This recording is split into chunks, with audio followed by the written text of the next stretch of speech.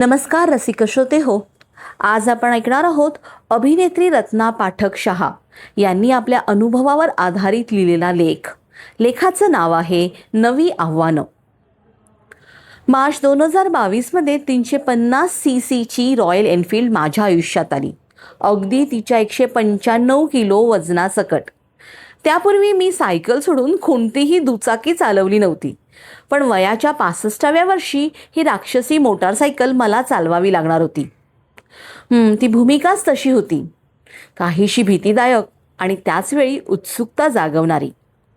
4 सर्वसामान्य स्त्रिया मोटारसायकल चालवत खारदुंगलापर्यंत जातात, अशी कथा असलेला धगधग हा चित्रपट माझ्याकडे आला होता.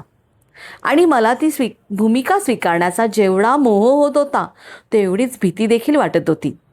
खरं तर मी अगदी नाही सांगायचं ठरवलं सुद्धा होतं. अगदी त्याच वेळी अर्शद वारसीबरोबर माझी भेट झाली आणि हो म्हणण्यासाठी मला कुणीतरी पुढे ढकलायला हवं होतं. तेच घडून आलं. अर्शदच्या मते मला ती भूमिका करणं शक्य होतं आणि त्यात धोका असा काहीच नव्हता. त्या बाबतीत माझ्या ज्या काही मर्यादा आहेत त्यासह काम करता येईल याचा निर्मात्यालाही आत्मविश्वास होता. त्यानं मला असा विश्वास दिला की या भूमिकेदरम्यान मला काही रुग्णालयात दाखल करावं लागणार नाही आणि त्याहून वाईट म्हणजे नाही ते करण्याच्या प्रयत्नात मी बावळटही दिसणार नाही. मी काहीही शारीरिक आव्हानं पेलायच्या बाबतीत तशी मी भित्री भागूबाईच आहे. लहानपणीच माझ्या शिक्षकांनी किंवा वडिलांनी मला जबरदस्तीने मैदानी खेळ खेळायला भाग पाडलं असतं तर फार बरं झालं असतं. आईने जसं भरतनाट्यम शिकायला भाग पाडलं होतं ना, अगदी तसं. पण अर्थात ही फक्त एक पळवाट आहे. कदाचित मी एक चांगली खेळाडू होऊ शकले असते, पण त्या काळात मुलींनी मुलींसारखं वागायला हवं असा एक समज होता आणि खेळायला जायला प्रोत्साहन मिळेल अशी कोणी आदर्श व्यक्ती देखील समोर नव्हती. पण माझी आई सांगायची की ती स्वतः टेनिस खेळायची, घोडेस्वारी करायची, पोहायची आणि टॉम बॉय म्हणूनच तिची प्रतिमा होती. पण मग तिच्या मुलीनं असं काहीच न केलेलं तिनं कसं खपवून घेतलं? आता हे सांगायला लाज वाटते, पण लहान असताना मी कधीच बागेत खेळायची नाही हो. तुम्ही विचाराल का? कपडे घाण होतील म्हणून. पालकांनी मुलगा की मुलगी यावरून त्यांना काय काय करता आलंच पाहिजे हे ठरवणं म्हणजे चूकच आहे. मला वाटतं की काही कौशल्य अत्यावश्यक प्रकारातील असतात आणि ती सगळ्यांना जमलीच पाहिजे. जसं लिहिणं, वाचणं, खेळणं, स्वयंपाक, गाडी चालवणं, नाचणं, गाणं, प्राथमिक अर्थसाक्षरता, घरातली लहान मोठी दुरुस्ती, प्रथमोपचार, अशा गोष्टी. आपण पाश्चिमात्यांची भाषा, खाणं पिणं, पेहराव, राहणीमान याचा प्रभाव आवडीनं अंगवळणी पाडून घेतला. पण त्यांच्याकडून आपण जे शिकायला हवं होतं ते म्हणजे तर्कशुद्ध विचार, कामाला प्रतिष्ठा आणि स्वावलंबीपणा. तेच नेमकं आपण दृष्टीआड केलं. असो, पण सांगायचा मुद्दा हा की मी तशी आळशी आहे आणि शारीरिकदृष्ट्या मी कधी स्वतःला विशेष आव्हानात्मक परिस्थितीत ढकललं नाही. आता मात्र त्या बाबतीत या चित्रपटानिमित्त मला खूपच प्रयत्न करावे लागणार होते आणि तेही सगळ्यांच्या समोर. माझी बाईक इन्स्ट्रक्टर रितिका संयम असलेली आणि स्पष्ट सूचना देणाऱ्यातली होती. मोटारसायकलवर बसणं आणि थांबल्या थांबल्या कलंडून न पडणं तिनं मला करायला लावलं. सरावाच्या काही महिन्यात मी पुष्कळदा धडपडले, पण तिने दिलेल्या आत्मविश्वासामुळे प्रत्येक वेळी पुन्हा प्रयत्न करू शकले. बाईक सुरू केल्यावर मी बरी असायचे, पण मोटरसायकलचं चालतं धूळ थांबवणं हा वेगळाच प्रकार असे. चित्रीकरण सुरू झालं तोपर्यंत मी बऱ्यापैकी मोटरसायकल चालवू लागले. किंबहुना माझ्या अंगात स्वतंत्र झाल्याची एक भावना आली. त्यांना मजा वाटायला लागली.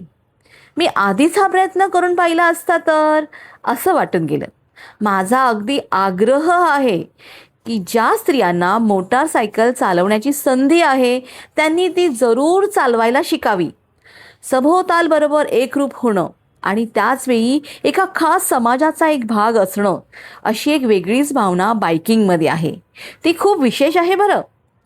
अर्थात इथे मी फक्त आनंदासाठी मोटरसायकल चालवण्याबद्दल बोलतेय. खाण्याच्या ऑर्डर पोचवणाऱ्या व्यक्तीचा बायकिंगबद्दलचा दृष्टिकोन निश्चितच वेगळा असू शकेल. धगधग चित्रपटानं मला दिलेली दुसरी खास संधी म्हणजे एका पंजाबी स्त्रीची भूमिका साकारणं. अगदी बोलण्यातला अस्सल पंजाबी हेल वापरून. माझ्या वडिलांचं कुटुंब पंजाबी आहे, पण ते गुजराती शिकले होते.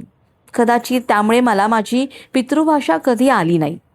असं असलं तरी लहानपणी मी पंजाबी बोललेलं ऐकत असे आणि ती मला बऱ्यापैकी चांगली समजते बरे.